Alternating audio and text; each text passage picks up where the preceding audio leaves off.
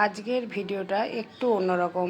আমি আছি আসানসোলে, কলকাতার বাড়ি থেকে রান্নার ভিডিও শেয়ার করি, কিন্তু আজকে সকাল থেকে টুকটাক কাজকর্ম, রান্নাবান্না এই নিয়ে একটা ভিডিও মিনি ব্লগ বানালাম, সেটাই তোমাদের শেয়ার করছি। আশা করি ভিডিওটা তোমাদের পছন্দ হবে।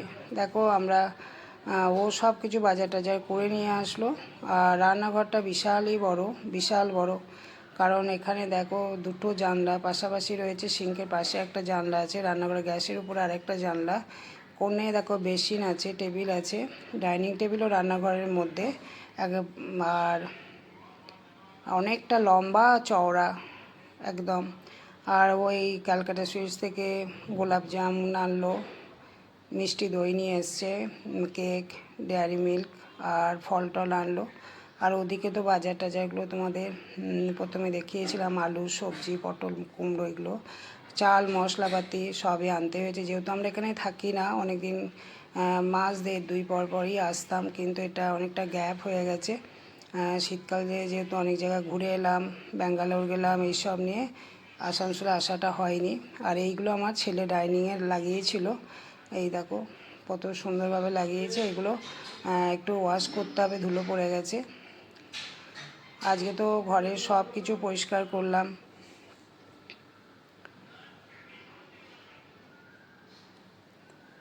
সকালবেলা চা করলাম, এটা কিন্তু দ্বিতীয়বারের চা। সকালে চাটা বিস্কুট দিয়ে খেয়েছিলাম, ও বাজার করে এলো, টিফিন খেয়ে বললো আমাকে একটু চা করে দাও, সেই জন্য 2 কাপ লিকার চা করলাম। আর কেক দিয়ে এটা খাবো। সকালে টিফিনে রুটি তরকারি খেয়েছিলাম।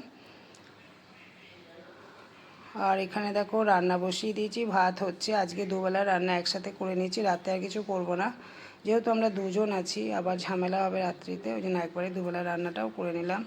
মাছের ঝোল করলাম, আলু পটল আর মাছ দিয়ে ঝোলটা বানালাম। আর আলু কুমড়ো আর পেঁপে ভাতের মধ্যে দিয়ে দিয়েছি, ওটাও পেঁয়াজ লঙ্কা জিরে দিয়ে ভেজে মাখিয়ে নেব। এই ছিল আজকে রান্না। আর তো মিষ্টি দই ছিল, এটা দিয়ে আজকে লাঞ্চে খেলাম।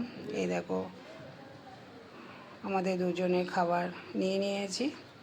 আজকে ভিডিওটা আশা করি একটু অন্যরকম তোমাদের মনে হয়েছে। নিশ্চয়ই ভিডিওটা পছন্দ হয়েছে। যদি ভালো লাগে অবশ্যই একটা লাইক, কমেন্ট এবং চ্যানেলটিকে সাবস্ক্রাইব করে দেওয়ার জন্য অনুরোধ করব। যদি এই ধরনের ভিডিও পছন্দ হয় তাহলে আমি